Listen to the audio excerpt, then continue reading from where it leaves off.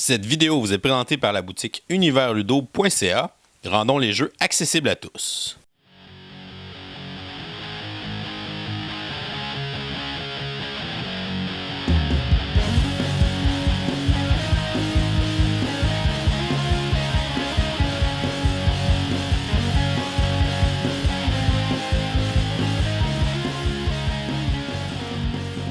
Salut les gamers, bienvenue à Professeur Board Game, je m'appelle David. Moi c'est LP. Aujourd'hui, on fait un exercice assez fastidieux. C'est particulier, ouais, on s'est donné beaucoup de travail. Donc on commence notre top 100 de nos meilleurs jeux à chacun en fait. Top 100 de meilleurs jeux de tous les temps pour nous. Toutes catégories confondues, tout style confondu, toute longueur, toute durée, player count. Les 100 meilleurs jeux de l'histoire, selon nous. Selon nous, à cette date-là, on enregistre on commence à enregistrer le top 100 le 20 août 2018. Ouais. Donc évidemment, les jeux qu'on va jouer dans les prochaines semaines, ben, on les intégrera pas au top 100. Donc là, on barre le top 100 pour le 20 août. Pour le temps de tournage. Parce qu'évidemment, on sait qu'il y a quand même des jeux, bon, il y a des jeux de Gen Con qu'on a ramenés, qu'on n'a pas encore essayé ou qu'on n'a pas assez joué encore pour pouvoir justement les inclure dans le top 100. On a aussi peut-être des Kickstarter qui s'en viennent bientôt, qu'on a hâte d'essayer. Ah oui, il y en a plusieurs qui sont arrivés récemment aussi, qu'on n'a pas encore eu le temps d'essayer. Ouais, t'as pas essayé Brass. J'ai pas joué encore à Brass depuis que je l'ai eu. C'est un jeu que j'ai jamais essayé, que j'ai entendu grand bien, donc peut-être qu'il aurait été dessus. Tornwatch, que j'ai ramené de Gen Con, j'ai joué juste une fois encore, fait que peut-être qu'il irait, mais j'ai pas encore assez joué, donc on met de côté ces jeux-là. Puis même si on rejoue beaucoup dans les prochains jours, la liste ne change plus. Voilà, donc top 100, on commence ça. Oui, allons-y. Numéro 100, donc, wow, ça fait bizarre de dire ça. Donc, mon numéro 100, c'est le jeu Shakespeare. Ok. Un jeu de placement d'ouvriers où on fait une pièce de théâtre. Donc, on va avoir un petit plateau individuel, on va prendre des actions dessus. Et ce qui est particulier dans Shakespeare, c'est qu'on va devoir miser un certain nombre d'actions au début de la manche. Okay. Donc, si, exemple, moi, je veux miser 3 actions, puis toi, t'en mises 4, ben, c'est moi qui va commencer. Fait que le premier joueur, c'est celui qui va miser le moins d'actions. Fait qu'il va avoir l'avantage d'aller choisir en premier. Fait qu'il va pouvoir aller chercher les meilleurs costumes, les meilleurs décors. Fait que c'est quelque chose d'assez particulier. Il va avoir moins d'actions. C'est celui qui est capable de faire le plus avec le moins d'actions. Exactement. Fait que si tu veux vraiment être premier, ben tu vas aller miser un peu moins d'actions. Puis si tu te dis, ce tour-là, il y a moins de choses qui m'intéressent ou c'est moins grave si je joue pas le premier, mais là je vais aller miser plus d'actions pour pouvoir faire plus de choses aussi. On peut recruter des personnages aussi dans notre troupe. On a des petites pistes à avancer aussi pour préparer nos pièces de théâtre. On a des deadlines aussi. À un certain moment, on va avoir la pratique. Donc, un jeu super immersif quand même avec la thématique qui est assez original de faire une pièce de théâtre. Ouais, moi, c'est un jeu que j'ai jamais joué, mais j'en ai entendu parler de toi, entre autres. Fait à essayer. Donc, c'est mon numéro 100, Shakespeare. De mon côté, le numéro 100, c'est un jeu à la mécanique assez légère dans lequel il faut combattre des monstres de type cthulhuien ou cthulhuesque. Et c'est un jeu qui s'appelle Ancient Terrible Things. Ancient Terrible Things est un jeu que la mécanique de base, c'est du Yahtzee dans le fond. On a 3 rounds pour lancer des dés. On commence par décider d'une location sur laquelle on va aller sur le plateau où il y a des cartes qui sont posées qui représentent des espèces de monstres. On est des aventuriers qui naviguent sur une rivière dans une lande perdue. Puis chaque monstre a une combinaison de dés qu'il faut faire pour la battre. On a 3 lancers de dés, puis on peut relancer les dés jusqu'à 2 fois là, à la King of Tokyo, Yahtzee, etc. pour essayer d'obtenir la combinaison. Puis selon la combinaison qu'on obtient à la fin, on peut essayer de battre le monstre, récolter des ressources qui nous permettent de manipuler les dés pour les rounds subséquents ou acheter de l'équipement, des trucs comme ça qui nous permettent de manipuler les dés d'autres façons, de changer notre façon de scorer les points. C'est un petit jeu compétitif super agréable, c'est pas trop long à expliquer, c'est pas trop long à jouer, ça prend moins 45 minutes peut-être à jouer une fois qu'on est habitué. Le style visuel du jeu, il est horreur, mais horreur un peu goofy, si je peux dire. Un peu cartoonish. Un peu cartoonish, fait que c'est pas un horreur qui fait peur. Tu pourrais jouer avec des enfants. Je peux jouer avec des ados, à la nuit avec des enfants, c'est un style cartoonish dans l'horreur, fait que c'est du Cthulhu, mais du Cthulhu grand public. Puis donc c'est un petit jeu simple, rapide, facile à jouer, facile à installer, basé sur des mécaniques qu'on connaît aussi, mais avec des petits côtés rafraîchissants, parce que quand on rate nos jets, ça nous permet d'accumuler des ressources qui nous permettent de manipuler les jets plus tard. Fait que des fois on peut avoir un jeu intéressant de dire j'ai un bon jet de dés, mais j'aime mieux ne pas battre le monstre que je suis censé battre, puis juste ramasser un paquet de ressources qui vont me permettre de m'attaquer un monstre plus gros le prochain tour. Fait que jeu super intéressant, Ancient Terrible Things, mon numéro 7. Numéro 99, de mon côté, le numéro 99, c'est mon premier jeu d'une compagnie qui va revenir souvent et aussi mon premier jeu d'une mécanique qui va revenir souvent dans ce top 100-là. La compagnie, c'est Simon. Le jeu, c'est Xenoshift Threadmire, qui est un deck building game coopératif. Les deck building games, c'est déjà mes jeux préférés. C'est mon type de jeu préféré ou un de mes types de jeux préférés. Dans Xenoshift, on est une armée de militaires qui sont sur une planète lointaine sur laquelle des scientifiques ont trouvé une espèce de minerai. Puis on a 10 rounds pour récolter le plus de ces minerais-là. Puis pendant ces 10 rounds-là, il faut que nous, les joueurs, protégeons les scientifiques qui se font attaquer par une armée. C'est un thème un peu à la Starship Trooper. Exactement, c'est Starship Trooper, c'est un Tower Defense. Mais sous forme de deck building où à tous les rounds il y a une vague de monstres qui attaquent la base puis il faut jouer nos cartes pour protéger la base. Il y a plusieurs mécaniques intéressantes où les cartes que j'achète, je suis pas obligé de les jouer pour moi, je peux les jouer pour les autres joueurs. Fait que l'aspect coopération est vraiment très présent, l'aspect thématique est très fort dans le jeu, l'aspect de taux de défendre la base est très très bien rendu. La raison pour laquelle il n'est pas plus haut, parce qu'il aurait probablement dû être plus haut, c'est qu'il est trop long pour ce que c'est. Les games vont durer un bon 2 heures. Ouais, quasiment 3 quand tu gagnes. La dernière ronde est tellement longue. Ouais, parce que c'est un tower defense, donc plus tu fais bien, plus la partie va être longue. Il faut toffer, je pense que c'est 9 rounds de jeu, si ma mémoire est bonne. Ouais, c'est 3 batchs de 3 rounds, 3 séries de 3 rounds. Puis c'est que à la fin du jeu, tu as tellement de cartes à jouer, tellement de ton deck est rendu tellement efficace que les rounds sont longs. Puis les monstres sont plus forts, ils ont plus d'habilité, plus d'affaires. Ça prend plus de temps de les tuer. Fait que le dernier round, il est vraiment de trop. Il faudrait qu'il finisse juste un round plus tôt parce que le dernier tour à lui seul doit faire 40 minutes. Fait qu'il faudrait qu'il finisse juste en dedans de 2 heures, 1h45 même, ça serait déjà long pour un deck building. Puis là, il aurait probablement pris plusieurs rangs sur ma liste, mais sa longueur fait qu'il est plus vers la fin de la liste, mais quand même un bon deck building, fun à essayer. Puis c'est un des deck building que la coopération est la plus présente, parce que tu peux littéralement jouer tes cartes, quand tu achètes une carte, la donner à un autre joueur. Fait que si je suis le joueur qui est spécialiste pour acheter un type de carte en particulier, les armes par exemple, ben c'est moi qui vais acheter toutes les armes, puis je vais les donner à tout le monde après selon les besoins de chacun. Fait que cet aspect-là a fait que j'ai beaucoup aimé le jeu. Xenoshift, Dreadmire, on est au 99. Pour moi, mon 99, c'est un jeu on a joué à Gen Con, on est allé, c'est l'extension en fait. Donc c'est Maximum Apocalypse. On a eu une partie mémorable à Gen Con.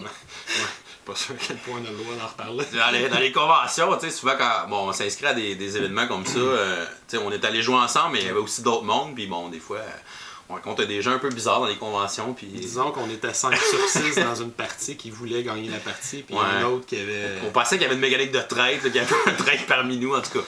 Bref, c'est un jeu coopératif, de style Apocalypse, donc on va choisir notre Apocalypse, pas nécessairement des zombies. Nous, on a essayé la partie contre des vampires, justement. C'est la nouvelle de l'extension, d'ailleurs. Il peut y avoir des robots, des aliens ou quoi que ce soit. Chacun va choisir un personnage qui vient avec son propre deck de cartes qui est déjà préconstruit. Et on va avoir une espèce de plateau avec des tuiles. Donc, on va aller explorer des lieux pour essayer de trouver ce qu'on a besoin pour l'objectif du scénario. Bon, ça peut être trouver du gaz, réparer la vanne, se sauver, etc.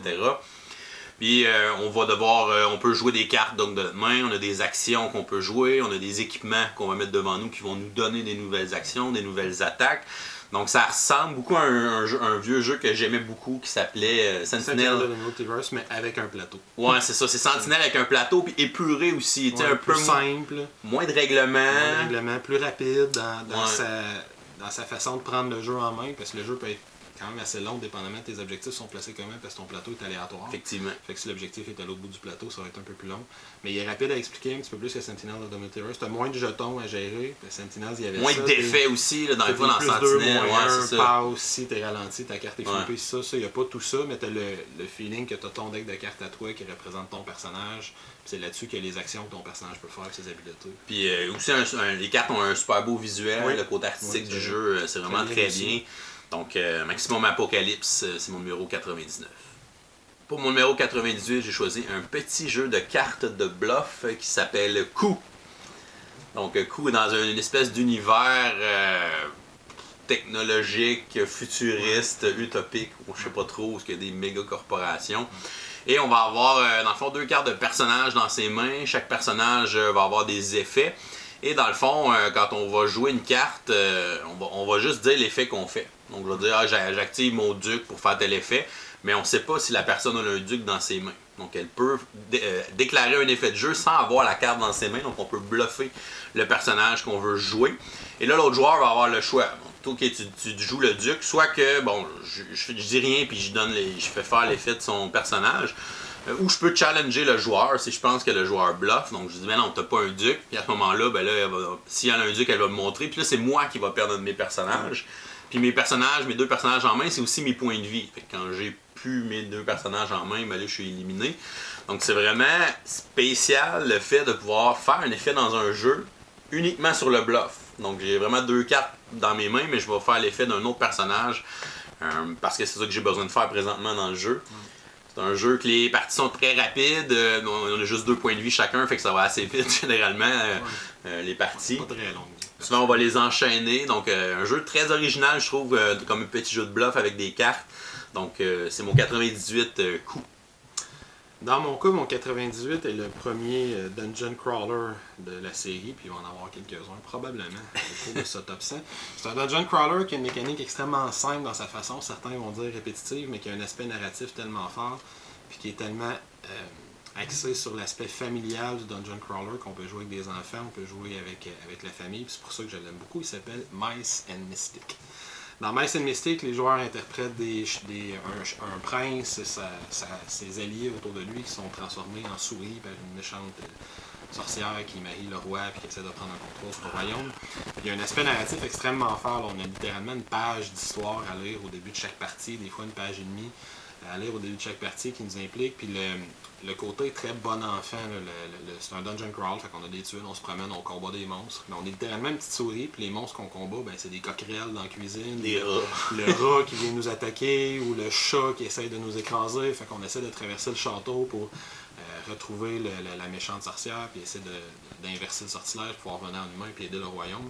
Fait que c'est un jeu qui est super beau. C'est un jeu qu'on lui reproche d'être répétitif dans ses mécaniques, mais personnellement, je le prends comme une qualité, parce que je le vois comme un dungeon crawler d'introduction. C'est pour montrer le genre à des nouveaux joueurs ou à une famille, ou je l'ai prêté à un ami qui joue avec son garçon, puis ils ont beaucoup de plaisir à jouer ça. Ça va permettre à des jeunes d'apprendre ce style-là. C'est sûr que c'est pas un dungeon crawler que je vais sortir une soirée si je joue avec le professeur Board Game puis nos 2 amis qui sont très gamers. Il n'est pas assez complexe, il n'est pas assez profond pour ça. Mais c'est probablement le meilleur dungeon crawler d'introduction que je connais. Je l'avais acheté justement en cadeau de Noël à mon frère pour qu'il joue avec ses filles. C'est ça, c'est le genre de jeu ça va les initier à ça. Nous autres, quand on était jeunes, on avait Hero Quest. Ouais, c'est ça. C'est un peu le même type de mécanique. Tu as un certain nombre de points de déplacement, un certain nombre de dés d'attaque, puis tu n'as pas vraiment d'autres actions possibles. C'est juste se promener, t'approcher les monstres. Il n'y a pas de trésor. Ben oui, un petit peu de trésor à trouver, mais c'est relativement léger dans la mécanique du jeu. Fait que c'est vraiment pour montrer le genre, puis il est super beau en plus. Puis son côté non violent, entre guillemets, là, que tu te bats avec ton épée, c'est une aiguille que tu trouves à terre, ton bouclier, c'est un bouton de manchette que tu te sers comme bouclier, c'est des trucs comme ça. Fait qu'il est très humoristique, il est léger, très le fun, très beau. Mice and Mystic, c'est mon numéro 98. Mon numéro 97 est déjà mon 2e jeu de type deck building. C'est un jeu cette fois-ci qui se passe dans un univers post-apocalyptique, futuriste, dans lequel il y a une espèce de froid glacial qui s'est installé partout dans le monde, et le jeu s'appelle Arctic Scavengers. Dans ce jeu-là, les joueurs vont se battre entre eux autres, c'est un jeu qui est compétitif, ils vont se battre pour former la tribu en quelque sorte la plus efficace, la nouvelle colonie la plus efficace. Fait qu'on va essayer de peupler notre colonie en allant chercher des nouvelles cartes qu'on va acheter pour aller chercher ces cartes-là. Les ressources qu'on va jouer vont nous permettre d'accumuler par exemple de la nourriture ou des médicaments. Ça va attirer des nouveaux personnages dans notre colonie. Ces personnages-là, c'est des cartes qu'on rajoute dans notre deck qui peuvent être un chasseur qui va être encore plus efficace ou un militaire qui va nous permettre de combattre les autres joueurs. Fait que dans sa mécanique de base, il est relativement simple, mais les 2 choses qui font qu'il se démarque, selon moi, c'est qu'il y a un paquet de cartes qui est des espèces de ressources uniques de l'ancien monde, qui peuvent être une pelle ou un chien, un traîneau à chien, ou une mitraillette de l'ancien monde, qui vont donner des gros bonus, mais qui sont des objets pour nous relativement communs. Qui vont donner des gros bonus, puis il y a un joueur qui a le droit de regarder les tours de jeu de cette carte-là.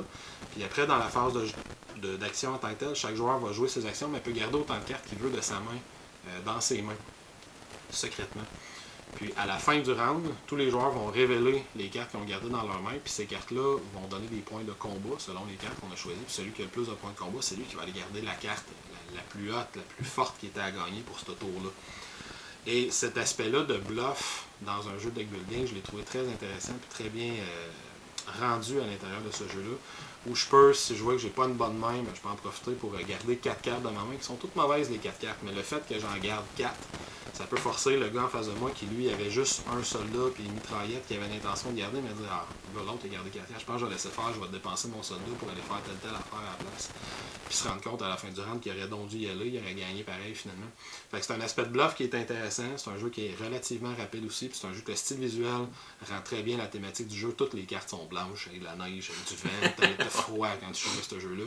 Fait que ça, c'est super le fun. Arctic Scavengers, mon numéro 97. Moi, 97, c'est un autre jeu de bluff. Donc, c'est le jeu Le Shérif de Nottingham. Donc, un jeu de bluff plus familial, vraiment accessible, où un joueur dans la ronde va être le shérif de Nottingham et les autres joueurs vont incarner des marchands qui vont essayer de rentrer justement des marchandises dans la ville de Nottingham. Et évidemment, comme tout bon marchand, ils vont essayer de passer de la contrebande ou des choses qui n'ont pas vraiment le droit de passer aux douanes de Nottingham. Donc là, on va avoir une espèce de petit sac, on va jouer des cartes à l'intérieur de notre sac et on va déclarer les marchandises qu'on amène dans la ville. Donc je pourrais dire, ben, dans mon sac, il y a 3 pains. Et là, on peut jaser avec le shérif, on peut même offrir des pots de vin au shérif pour qu'il nous laisse passer, pour pas qu'il fouille notre sac. Et après ça, le shérif va devoir décider s'il me laisse passer ou s'il fouille mon sac. S'il me laisse passer, ben j'ai passé. Et là, les marchandises que j'ai amenées, je les mets dans mon scoring. Donc même si c'était pas 3 points que j'ai passé, là, je les score, je les mets dans ma zone de jeu. Et si le shérif décide de me fouiller à ce moment-là, mais si j'avais vraiment 3 points, que j'ai pas menti, là, le shérif va devoir s'excuser et me payer une pénalité. Ouais. Par contre, si le shérif me fouille et j'avais des cartes de contrebande, ben là, le shérif va me confisquer mes contrebandes et c'est moi qui vais devoir payer une pénalité. Et à chaque manche, ben là, un des joueurs, le shérif va devenir un autre des joueurs et quand tout le monde va avoir été shérif une fois la partie prend fin. Donc vraiment un petit jeu de bluff très sympathique avec des cartes. On peut essayer de faire des ensembles, le plus de cartes pareilles ensemble pour pouvoir justement passer une plus grosse commande ou déclarer qu'on a 5 cartes pareilles. Là, le monde va dire ben non, c'est sûr qu'ils bluffent. Puis là, c'est ça. C'est là qu'on se fait fouiller puis qu'on fait beaucoup d'argent. Donc vraiment un beau jeu de bluff, de négociation, très très simple, très accessible. Un visuel un peu cartoonish aussi. Donc ça fit dans le jeu familial. Donc c'est mon numéro 97, le shérif de Nottingham. Pour mon numéro 96, c'est mon premier jeu de deck building. Moi aussi, il risque d'en avoir plusieurs sur ma liste de mon top 100. Donc, c'est un deck building qui joue avec un plateau aussi. Donc, c'est un Super Mother Load. Okay. Donc, un deck building où on va aller creuser dans la terre pour essayer de trouver des pierres précieuses, des choses comme ça. On va avoir des cartes qu'on va jouer qui vont nous permettre justement de driller. On a un plateau qui est comme avec des tuiles. Puis là, on va driller en descendant dans le plateau. Puis après ça, il y a un deuxième plateau qui se rajoute. Donc, il y a plusieurs profondeurs qu'on va se rendre. Ce que j'aime beaucoup dans le jeu-là, c'est qu'il y a des objectifs. Donc, on a des objectifs à court terme. On a des objectifs qui sont aussi pour la partie. Donc, c'est le fun d'avoir quelque chose pour se baser. OK, il y a cet objectif-là. Je vais essayer dans mon tour de faire lui. Puis là, comme ça me permet de marquer des points de suite. Donc, ça guide un petit peu les joueurs de pouvoir aller faire ces petits objectifs-là dans le jeu. Ça donne une direction, surtout quelqu'un qui joue pour la première fois. Il dit dans quel sens il faut que je parte pour réussir à avoir une bonne partie. Tu dis, regarde les objectifs à court terme, essaie d'en faire le plus possible. Puis ta partie devrait bien se passer. Puis dans une partie subséquente, tu essaieras différentes stratégies. Mais ça donne une direction. Puis tu t'achètes des meilleures cartes aussi qui s'en viennent dans ton deck, qui vont te donner plus d'action, plus de creusage, plus de possibilités aussi d'aller briser différentes sortes de roches, etc.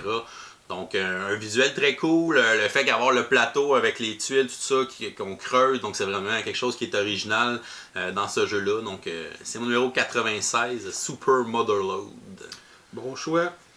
Dans mon cas, mon numéro 96 a la particularité d'être un jeu qui se veut d'abord et avant tout solo. C'est un jeu qui est censé se jouer en solitaire. Il y a des règles optionnelles pour jouer à deux, mais à la base, c'est un jeu solo. C'est un petit jeu de cartes où on est dans le monde du rêve. Nous sommes prisonniers d'un rêve et nous devons trouver des clés et les portes qui nous permettent de sortir de ce rêve-là. Et j'ai nommé Onirim. Onirim, c'est un petit jeu de cartes au visuel extrêmement spécial, au visuel onirique, justement, avec des images un peu bizarre, mais tu sais, c'est des portes, des clés, des espèces de songes. Fait que c'est tout très beau, un peu à la Mysterium ou à la... semi-abstrait. Ouais, c'est de l'art abstrait en quelque sorte, les images. Fait que c'est très particulier. Puis tout ce qu'il faut faire, dans le fond, c'est on a un gros deck de cartes dans lequel il y a un certain nombre de portes puis un certain nombre de clés. Il faut trouver les 8 portes, les 8 clés qui y sont associées avant qu'il y ait trop de cartes cauchemars qui aient été jouées puis qui font que le deck se vide plus rapidement. Une fois que le deck est complètement vidé, on perd la partie. Il faut réussir à trouver toutes nos portes, nos clés avant que la partie se termine. Fait que c'est juste un petit jeu de gestion de cartes, de gestion de main de cartes, où quand les cartes maléfiques sortent, là, les cartes cauchemars, on a des décisions à prendre. Est-ce qu'on défausse des cartes? Est-ce qu'on prend une chance pour en piger d'autres du paquet de cartes? Des trucs comme ça. Fait que c'est juste un petit jeu, ça se joue super rapidement, ça prend peut-être 15 minutes, 10-15 minutes, jouer une partie, 20 maximum la première fois qu'on joue. Si on achète la version qui est disponible présentement en magasin, il y a à peu près 8 modules qui viennent avec le jeu. Des petites extensions. Des mini-extensions qui sont 3-4 cartes que tu rajoutes dans le paquet qui vont permettre de venir moduler ton expérience selon ce que tu veux faire quand tu commences à être habitué avec le jeu. Il y a aussi une application mobile qui existe pour ceux qui veulent l'essayer. Moi, j'ai juste joué mobile, puis c'est le genre de petit jeu addictif, le mobile. C'est tu joues une partie, c'est rapide, parce que toutes les cartes sont brassées automatiquement par le jeu, fait que c'est vraiment rapide, il y a beaucoup moins de manipulation. Puis là, tu joues une partie, tu perds, c'est comme, j'en joue une autre de suite, je veux gagner. Donc, vraiment bien faite l'application. Ouais, c'est vraiment sympathique comme jeu, le visuel est super beau aussi, c'est très rapide. Fait que, puis il y a la particularité aussi, je vais en mettre au moins un, donc c'est un jeu solo d'abord et avant tout. Donc, Onirim, mon numéro 96. Mon numéro 95 est mon premier jeu de type party. C'est un petit jeu de cartes dans lesquels les joueurs appartiennent à une faction, soit la CIA, soit le KGB, puis il y en a toujours un qui est Peace and Love. Et j'ai nommé le jeu Secret. Dans le jeu Secret, comme j'ai dit, chaque joueur appartient à une faction particulière. On est en pleine guerre froide. On essaie de marquer le plus de points possible en collaboration avec son coéquipier si on est CIA ou KGB. Ou on essaie d'en marquer le moins possible si on est Peace and Love. Puis la mécanique de jeu, c'est simplement qu'on va piger 2 cartes d'un paquet de cartes personnages. C'est ces cartes-là qui vont nous permettre de marquer des points. On les montre à tout le monde. On en choisit une des deux. Celle qu'on a choisie, ensuite, on la remet face secrète, puis on l'offre à quelqu'un autour de la table qui a le choix de l'accepter. S'il l'accepte, il va la révéler, il va appliquer le pouvoir du personnage, puis son pouvoir va scorer des points devant lui, avec quelques exceptions selon le personnage. Soit il va refuser la carte, fait qu'il va la retourner à la personne qui lui a offert. Et cette personne-là, la personne qui avait offert la carte initialement, va la révéler, va appliquer son pouvoir, puis il va scorer les points de la carte. Et rajoute à ça qu'il y a beaucoup de pouvoirs, la plupart des pouvoirs en fait vont servir à manipuler les identités secrètes de tout le monde. Fait qu'il y a un pouvoir qui va me permettre moi d'aller regarder les identités d'un tel, il y a un autre personnage qui va permettre au joueur qui reçoit le personnage de changer les identités de 2 autres joueurs sans que ce joueur-là le sache. Ouais, puis c'est particulier dans un jeu d'identité cachée que ton rôle peut changer 1, 2, 3, 4 fois dans la même partie. Et il y a une règle importante qui dit qu'une fois que tu as regardé ton rôle au début de la partie, tu n'as plus le droit de la regarder. Ouais. Certains pouvoirs de personnage permettent justement de regarder ton rôle, mais sinon tu n'as plus le droit. Fait que si quelqu'un modifie ton rôle, ben toi-même tu sais plus tu es avec qui, représentant un peu, j'assume, l'esprit de la guerre froide, c'est ça qu'ils ont voulu faire, l'espèce d'esprit de suspicion. Fait que quand on lit les règles, on a l'impression que ça va être un jeu de stratégie d'identité secrète assez complexe, puis on se rend compte rapidement en jouant que ça devient un gros, pas n'importe quoi, parce que c'est péjoratif, mais c'est un... On essaie pas vraiment de deviner. Faut pas que tu prennes ça trop sérieux. Faut pas que tu le prennes trop sérieux parce que le jeu est super vite. Ça prend 15-20 minutes de jouer une partie, peut-être une demi-heure. Le jeu est super rapide, puis rapidement, t'as aucune idée qui est qui, puis c'est trop difficile de tenir le compte de qui est qui. Donc, tu peux pas te faire une énorme stratégie. Fait que c'est juste un jeu rapide, fun, silly, là, le temps. Ouais, puis tu peux jouer comme la meilleure partie que tu veux. T'es comme, je connais les rôles de tout le monde, j'ai beaucoup de points. Puis à la dernière ronde du jeu, quelqu'un change ton rôle, t'es plus dans la même équipe. Puis tu perds. Ça m'est littéralement arrivé d'avoir à peu près 18 points devant moi. Fait que j'étais en très bonne position. De la game. Peu importe c'était qui l'autre agent du KGB, j'étais en bonne position pour gagner la game. Puis finalement, je me suis fait donner le Peace and Love, le dernier tour de jeu. Fait qu'il fallait que j'aille le moins de points possible. Finalement, ça scrape complètement ce que j'étais en train de faire. Mais faut le prendre à rien. C'est super léger comme jeu. C'est super drôle. Les images sont très belles aussi. La mécanique est simple. Ça explique bien. Ça se joue. On l'amène souvent dans nos soirées d'animation au pub. Fait que c'est un jeu qui marche toujours bien. Fait que Secret, très bon petit jeu. Mon numéro 95. Mon numéro 95, c'est un jeu qui a party dans le titre. C'est Sushigo Party. Donc, un jeu de draft de cartes. On va avoir une main de carte au début. On va choisir une carte. On va passer notre main. Fait que notre main de carte va rouler comme ça jusqu'à temps que les joueurs aient choisi toutes les cartes disponibles. On va essayer de faire des espèces d'ensemble avec des sushis de la même catégorie. Donc, chaque sushi, chaque sorte de carte va avoir sa façon de scorer qui est différente. Ce qui est le fun avec Sushigo Party, il y a 2 éléments comparé à la version de base. Premièrement, ça joue jusqu'à 8 joueurs. Fait que d'avoir un jeu de draft à 8, qu'on joue à 8, qu'on joue à 4, ça prend pas vraiment plus de temps parce qu'on fait tourner nos mains. Ensuite, ce qui est le fun, c'est la rejouabilité du jeu. C'est qu'on a un paquet de cartes dans la boîte de jeu et on va utiliser un certain nombre de cartes par partie. On va se faire une espèce de menu avec un certain nombre d'entrées, un certain nombre de sushis, un dessert. Puis il y a plusieurs catégories de sushis, plusieurs entrées, plusieurs desserts. Donc, j'aurai pas la même partie à chaque fois. Je vais me faire un menu qui est différent pour varier les parties. Donc, on va avoir des cartes qui vont scorer de façon différente. Donc, ça, c'est très sympathique. C'est un jeu aussi qui est très accessible, très familial. Donc, ça aussi, on l'amène souvent dans nos soirées d'animation. Donc, c'est un jeu très cool à jouer. Beau petit jeu de draft Sushigo Party, qui est mon numéro 95. Pour mon numéro 94, c'est un jeu de dextérité avec des gros blocs de bois. C'est le jeu Junk Art. Donc, on va avoir à faire des œuvres d'art avec des espèces de grosses pièces en bois de différentes couleurs. Selon les cartes qu'on va piocher, on va devoir aller chercher les différentes pièces, les placer sur notre structure. Évidemment, il faut que le tout tienne en place. Et ce qui est le fun dans Junk Art, c'est qu'on va avoir, dans le fond, 3 expositions dans notre partie, dans 3 villes différentes. Chaque ville va avoir ses propres règlements. Donc, on pourrait avoir à faire la tour qui est la plus haute pour faire le plus de points dans telle ville.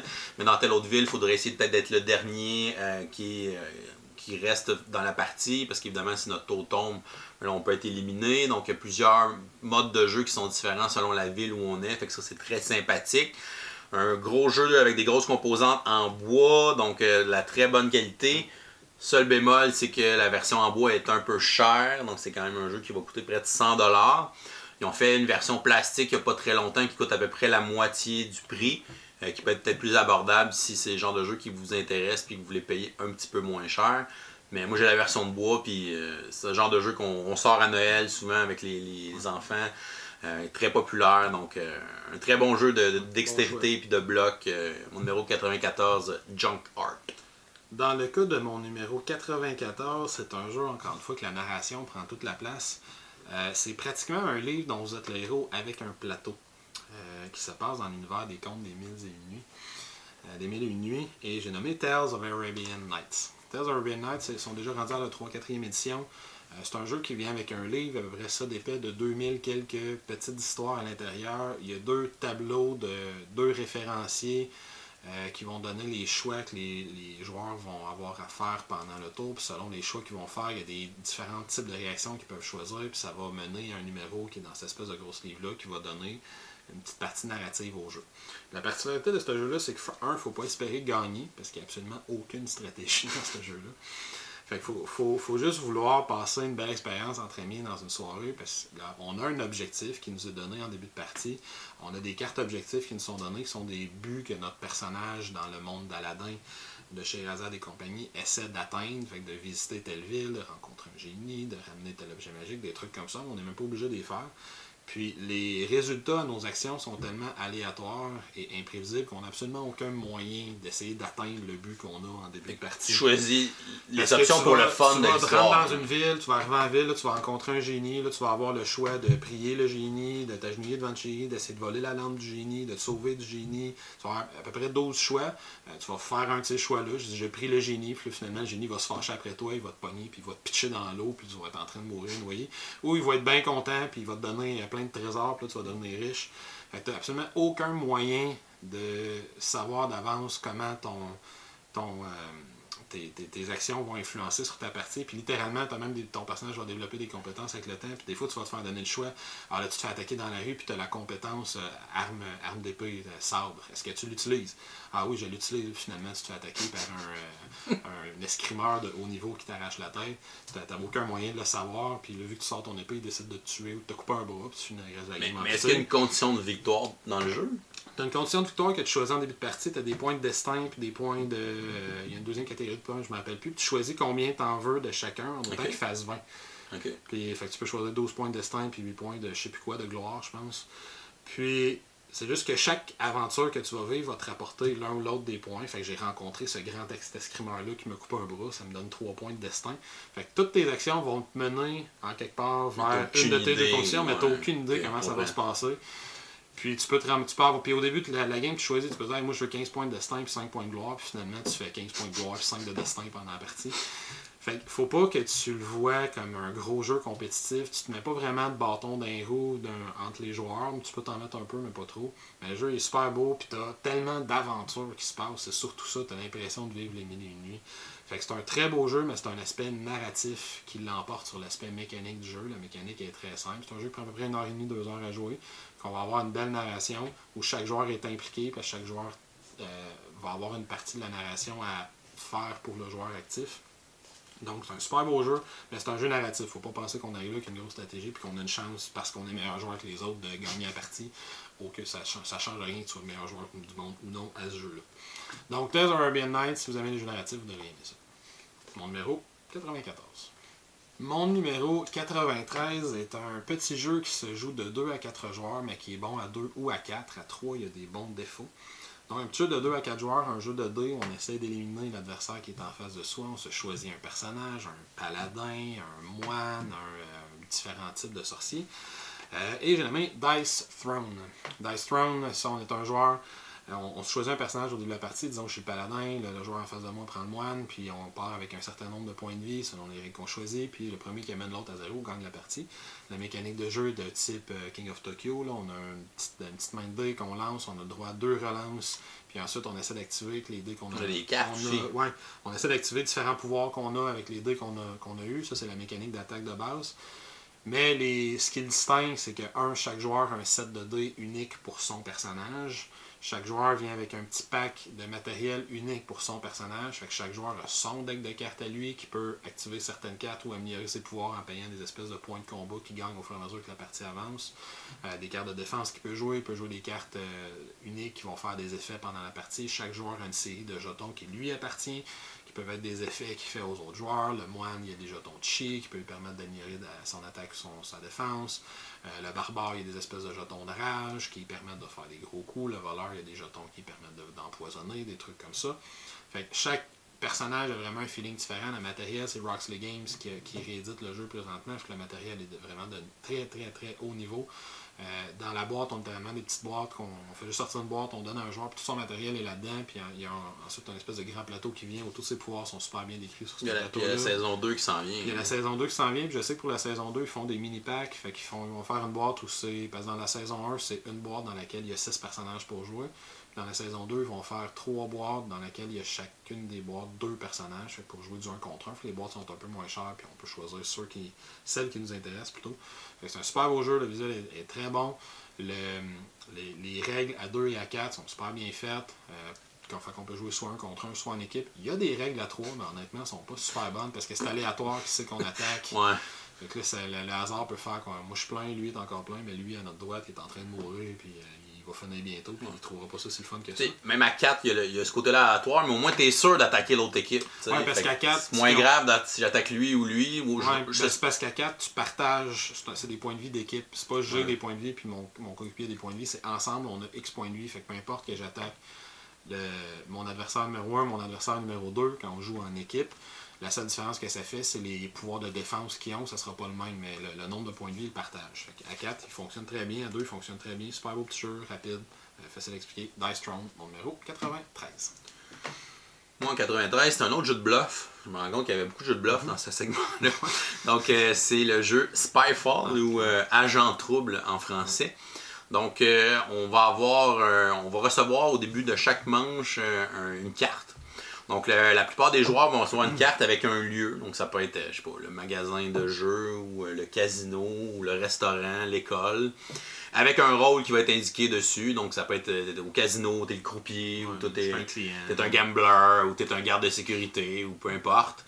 Et il y a un des joueurs qui va recevoir une carte qui va être écrite « Tu es l'espion ». Et lui, il ne sait pas on est dans quel lieu. Et là, les joueurs vont à tour de rôle poser des questions. Donc, je pose une question à un autre joueur, l'autre joueur va répondre, ensuite ce joueur-là va poser une question à un autre joueur, et on va se poser des questions comme ça pour essayer, premièrement, de trouver qui est l'espion. Fait que si on est un des joueurs qui connaît le lieu, on doit trouver qui est l'espion. Et l'espion, lui, c'est le contraire. Lui, il faut qu'il trouve le lieu où on est. Donc, en posant nos questions, on ne veut pas trop donner d'informations à l'espion, que ce soit facile de deviner. Mais si on est trop flou en même temps, les autres vont penser qu'on est l'espion. Fait que faut que je trouve un moyen de poser des questions pour lancer la balle aux autres en disant « Je connais de l'information, je t'en transmets ».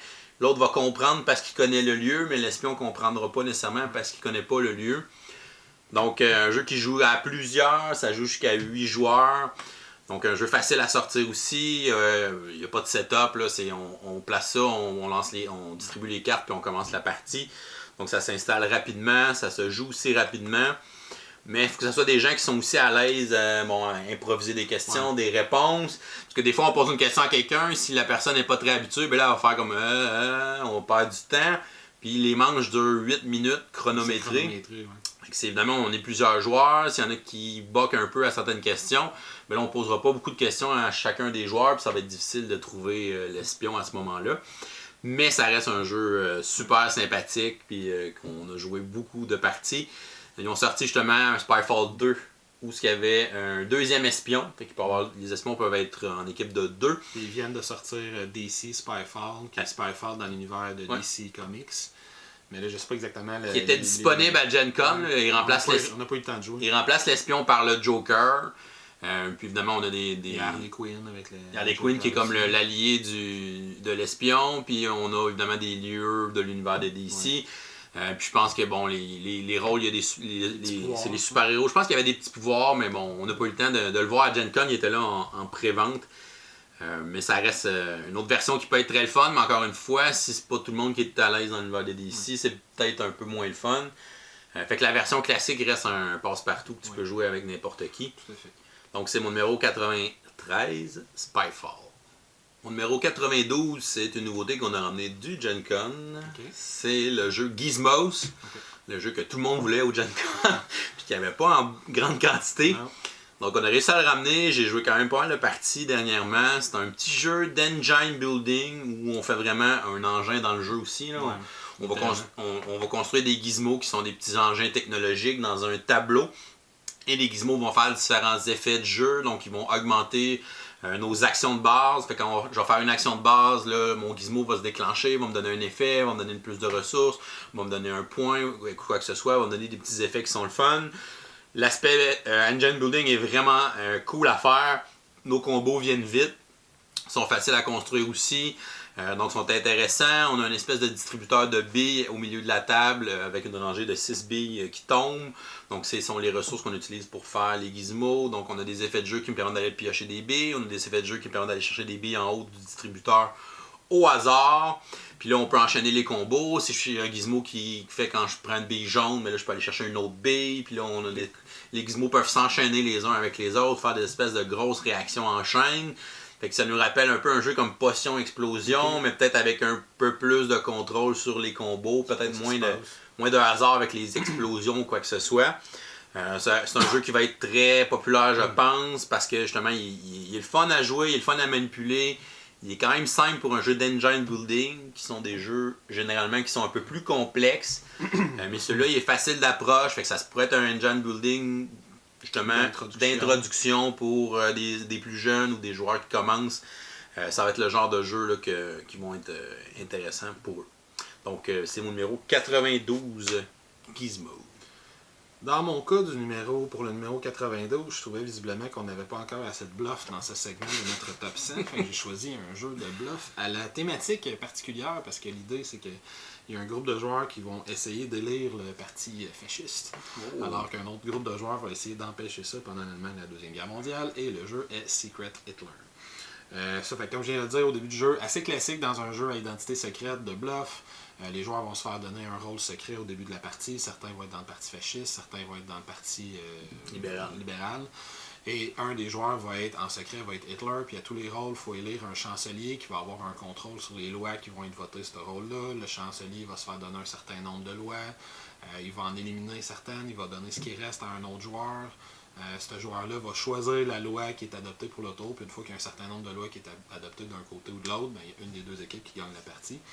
La particularité étant évidemment qu'on peut dire ce qu'on veut pendant la partie. On essaie de négocier, on essaie de convaincre les autres qu'on a du bon bord. Je vais me faire donner 3 lois libérales, puis je suis dans l'équipe fasciste, mais là je dis que le joueur, là, je donne 2 lois libérales à l'autre, puis je dis que j'ai donné des lois fascistes, fait que là les autres vont me croire moi ou vont me croire lui, fait qu'il y en a un des deux qui va avoir la suspicion, lui il dit qu'il a reçu juste des lois libérales dans les mains quand j'ai dit que j'ai donné juste des lois fascistes. Whatever, fait que c'est un gros jeu de négociation avec de bluff et de négociation avec des règles quand même relativement simples. Une fois que les lois sont adoptées, il y a certains petits pouvoirs qui se déclenchent qui vont donner des des habiletés particulières du monde autour de la table, puis à partir d'un certain point, si on donne trop de pouvoir à Hitler directement, sans Il gagne savoir, automatiquement. il gagne automatiquement la partie en faisant élire son parti. Ouais, il y a l'élimination de joueurs qui arrive avec ces pouvoirs-là, justement, tard dans la partie. Ça arrive en fin de partie, fait que contrairement à un jeu comme Loup-Garou, Ouais. il n'y a pas quelqu'un qui se fait éliminer avec 25-30 minutes à jouer. Quand ça arrive, il reste un tour de jeu ou deux. Fait que c'est Évidemment, assez rapide. si on élimine Hitler, on gagne aussi la partie. Ouais. Fait que des fois, les libéraux pourraient essayer de voter fasciste pour que le président gagne le pouvoir de tuer puis qu'il réussisse à tuer Hitler. Fait qu'il y a vraiment des combines intéressantes. Ouais, il y a des petites combines intéressantes à faire. Fait que c'est un bon jeu, le matériel est de bonne qualité aussi. C'est un bon jeu, facile à expliquer, ça se joue bien, mais un petit peu comme le jeu que le professeur a nommé dans le chiffre précédent. Ça prend du monde qui sont à l'aise parce que c'est un jeu que tu fais juste parler. Il n'y a pas d'autre mécanique que ça. Fait qu'il faut que tu sois à l'aise à jaser. Il faut que tu sois à l'aise avec du monde qui vont t'accuser et qui vont te traiter de fasciste en te pointant du doigt. Ouais. Fait qu'il faut que tu sois à l'aise avec ça. C'est un gros jeu de bluff, de négociation, mais ça reste un très bon jeu. Secret Hitler, mon numéro 92. Et mon numéro 91 est un petit jeu d'une gamme d'une compagnie qui font une gamme de petits jeux, qui ont d'ailleurs le mot petit dans leur nom, Tiny. Et le jeu s'appelle Tiny Epic Quest. Dans ce jeu-là, les joueurs, dans le fond, incarnent Link dans un univers qui ressemble à Zelda. Et ils se promènent, ils font des donjons, ils récupèrent des nouveaux objets en réussissant ces donjons-là qui leur permettent de scorer des points. Ils vont combattre des monstres. Et une des parties du jeu, justement, avec les meeples, ils ont des petits trous à l'intérieur dans lesquels on peut littéralement installer les systèmes qu'on trouve. Fait qu'on trouve la baguette puis le bouclier, on installe ça sur notre meeple. Vraiment cool comme petite mécanique. Le jeu est super beau aussi. Puis étrangement, il y a une présence sur table gigantesque pour la taille de la boîte. C'est une toute petite boîte qui prend autant de place qu'un gros jeu, là, si c'est pas plus. Fait que c'est un super beau petit jeu. C'est un jeu compétitif. C'est le défaut en quelque part du jeu parce que t'as vraiment l'impression qu'il aurait dû être coopératif. Parce que l'idée, c'est qu'on combat des monstres dans un royaume qui est assiégé. C'est celui qui combat le mieux les monstres. C'est celui qui combat le mieux les monstres, qui fait le plus de points d'histoire à la fin de la partie et qui l'emporte. Fait que ça, c'est un peu étrange. Mais sinon, le jeu est super beau, une belle présence, c'est simple à expliquer. Il y a une belle mécanique. La mécanique de résolution d'action retourne autour du fait de prendre des chances avec des dés. Mais dans celui-là, il y a une belle twist où c'est pas à son tour, c'est au début de son tour à soi qu'on décide si on arrête de prendre des chances ou non, puis qu'on sort du donjon avec les affaires qu'on a ramassées. Puis on a des chances de manger des dégâts sur le tour de chacun des autres joueurs. Fait qu'il faut calculer que si je décide que je fais un round de plus, ben tous les autres joueurs vont jouer, puis ça se peut que je prenne des coups et des tapes pendant le tour des autres joueurs, puis que ça revienne à moi, puis finalement je suis obligé de perdre toutes mes affaires parce que j'ai pris une chance de trop. Fait que c'est une belle petite innovation à l'intérieur de ce jeu-là. Puis sinon, un jeu, comme je dis, super beau, super simple, accessible. Tiny Epic Quest, mon numéro 91, le dernier de notre premier segment. Moi, mon numéro 91, c'est un jeu euro qui s'appelle Grand Austria Hotel. Un jeu d'un de mes auteurs favoris, le Simone Luciani. Donc, un jeu de recrutement de dés. Donc, on va lancer les dés au début de la manche. Après ça, à tour de rôle, les joueurs vont aller recruter un dé. Et quand on recrute un dé, on va faire l'action qui est associée à ce chiffre-là. Et plus il y a de dés dans l'endroit où il y a ce chiffre-là, donc plus on a eu de résultats qu'il y a eu ce chiffre-là, plus l'action va être forte. Donc, ça veut dire que ça devient important d'avoir le premier choix. Donc, je recrute un dé, l'autre joueur recrute un dé. Après ça, on va en alternance comme ça. Donc, son défaut, c'est que justement, à 3-4 joueurs, c'est que le recrutement de dés peut être un peu plus long, laborieux, prendre un peu plus de temps. Tandis qu'à 2 joueurs, ça roule vraiment bien, c'est très, très rapide à faire notre sélection de dés. Puis après ça, ben, on doit essayer justement de servir les clients dans notre hôtel. On a le bar de l'hôtel qui sert des drinks, qui sert de la nourriture. Après ça, les clients, une fois qu'ils ont été rassasiés au bar, vont aller louer une chambre. Fait que là, on a un plateau où on va avoir des chambres de différentes couleurs qu'on va essayer de préparer pour justement nos clients, les agencer. Selon les sections, on va marquer des points. Si on complète telle section sur nos chambres, on va aussi avoir un bonus qu'on va gagner. Donc, plein de choses qui se déclenchent à l'intérieur de ce jeu-là. Donc, c'est un bon jeu euro, bon jeu de recrutement de dés, très intéressant. Si j'avais joué peut-être un peu plus de parties à ce jeu-là, peut-être qu'il aurait été plus bas dans mon top 100. Là, c'est le style de jeu euro que j'aime bien. Donc, c'est mon numéro 91, Grand Austria Hotel. Et voilà, c'est ce qui conclut notre premier segment, donc de 100 à 91. Vous pouvez nous laisser des commentaires en bas de la vidéo, voir ce que vous pensez des jeux qu'on a sélectionnés pour ce segment-là. Sinon, vous pouvez nous suivre sur les médias sociaux, Facebook, Twitter, Instagram, Professeur Board Game. Vous pouvez aussi aller sur notre page Patreon si vous voulez nous faire des dons. Et on va vous souhaiter une excellente fin de journée et continuez de gamer. On se revoit pour la prochaine partie, 81-90.